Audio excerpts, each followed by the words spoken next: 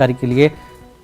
तो जिस तरह से 19 मजदूर वहां पर लापता बताए जा रहे हैं, नीलॉय के मुताबिक, जैसा कि बताया डीसी ने कि ये भटक गए हों या गिरफ्तार कर लिए गए हों चीनी फोर्स की तरफ से, ये अभी सर्च किया जा रहा है। आगे बढ़ेंगे। रोजमर्रा के इस्तेमाल की अशिया पर जीएसटी की शरहों में इजाफे की मुखालफत मुख्तलिफ गोशों से की जा रही है।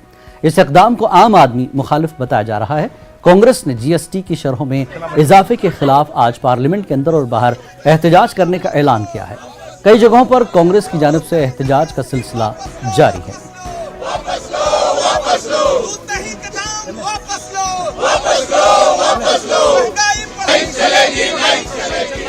राहुल गांधी नहीं चलेगी। महंगाई पे मोदी साहब से, भाजपा से जवाब चाहते हैं जो वो सदन में आके दे।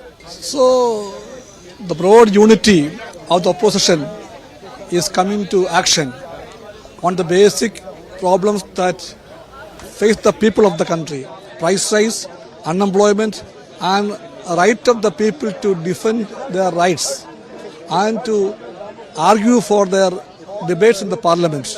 So they all have come, we all have come, and this is a good move towards a good direction. And the Communist Party and the left parties, along with all other opposition parties, will fight this battle and we will win the battle. इसके लिए हम लड़ेंगे और पूरे पार्टियां, जितने भी opposition parties हैं, वो एक हुए हैं।